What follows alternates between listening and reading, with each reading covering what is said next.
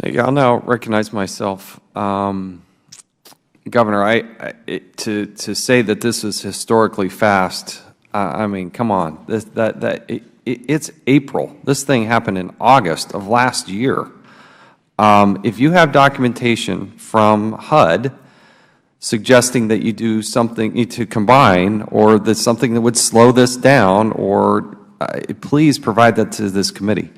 I think this is a combination of failure at the state level, but I think there's also a lot of failure at the federal government level. And I want to try to, and I know Mr. Cummings and others feels this way too, this is as Congressman Graves is talking about, this is not the first time these things have happened. Mr. Fenton, Congress appropriates how much money to you on an annual basis? And just an annual appropriation. Including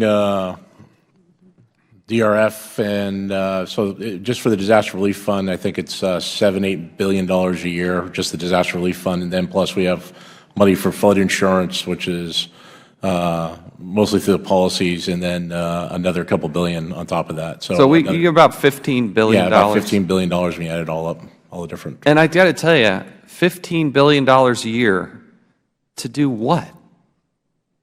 Be ready if there's a disaster. Were you ready for this one? Well, we always can do better. And I think you've pointed out a number of areas where we can do better. I think what happens in the bigger events and these large events, whether it be this event, Louisiana, or Katrina, that it maximizes our capability and the throughput that we have. So when our throughput for mobile homes is about, I think on average, the best I saw was about 41 a day, it doesn't meet the huge numbers when you have 4,500 people ultimately that needed mobile homes. Okay, so let's put that chart back up on the mobile housing units. This is this event. We have this chart. I mean, those numbers don't ramp up till the end of the year. And they don't even get close to what we need until February. So our focus immediately is to put people in rental properties, if available, into hotels, and then start to determine, and we're also working the TSA program with, or the shelter, the STEP program with the governor. And so we're getting people into safe, habitable locations outside of shelters. And then we start working through those individuals to determine their requirements. And at the same time, start if you think you can do, you said, I think, 41 a day? 41 a day with the infrastructure all being intact, power, water, sewer, all in being perfect intact. conditions. I mean, so 41 a day is what we got up to, right? It takes some time. It took you like 6 months to get to that point. It takes some time to get the infrastructure and the resources there in order to meet that level. Can take down the graphic. Yep. If we paid you nothing and we just said, hey, Louisiana, here's a bunch of money, go help fight this disaster, Mr.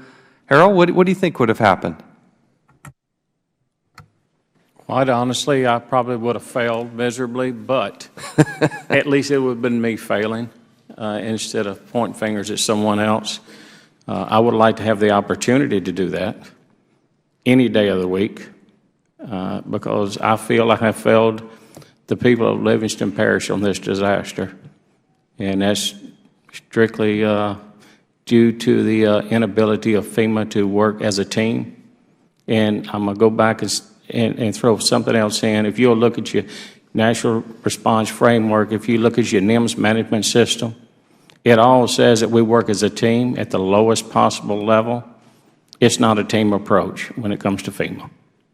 So yes, give me a block grant, let me handle my people.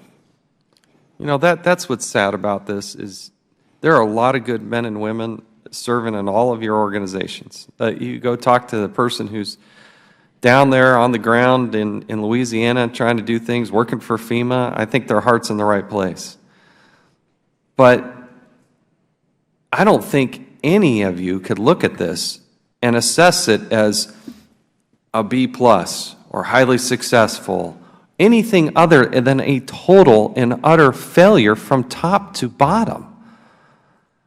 We're not serving the people that they pay the taxes. They do what they're supposed to do, and they're on the receiving end of something that's so devastating, it's just, you can't even fathom it. I don't understand, and nor should we ever tolerate such a lack of response. I want to read, this is, again, it's an internal FEMA document. This document, and the print is like too font here, but this is January of 2017. This is regarding CB&I. It says, for the month of December 2016, the report indicates that the contractor received 1,980 maintenance calls. The contractor only completed 198 of those. Thus, 90% were not complete. And Mr. Boone, you come here and tell us you were highly successful. I just don't understand the disconnect. It's not even close. Let me read another. This is the long term. That was just for the short term. Long term, repeat calls, repeat caller complaints that go without maintenance attention are numerous. Then it says there are 1,655 out of 4,793 issues not completed, which is only a completion rate of 35%. It's not as if we haven't ponied up the money. You're getting big contracts, but I don't understand, Mr. Boone, how you're not aware of this. And Mr. Fenton, if you're not aware of this, who is? Upon coming into this job, January 20th, I went down there and I asked those questions. At that time, when I was down there in February. How long have you been with FEMA? Been FEMA 20 years, sir. What was your job before this? I was the regional administrator for the West Coast, and still am. Okay. And still, you don't have that? Okay. I'm the acting administrator right now, but I'm... Sorry, keep going, yep, keep going. Yep. So I've been FEMA 20 years, 13 years in Region 9, 6 years in D.C., went back there for the last 2 years as now the regional administrator. Got sent here to be the acting administrator just starting January 20th. Been here since January 20th as the acting administrator, sir. I tell you, you got your hands full, because we've seen this movie before, and we've seen it in Louisiana, and we failed again. The federal government fell on its face, and the state didn't do much to help either.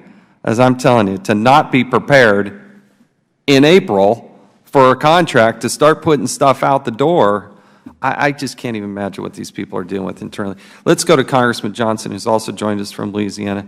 Congressman, you're now recognized for 5 minutes. Thank you, Mr.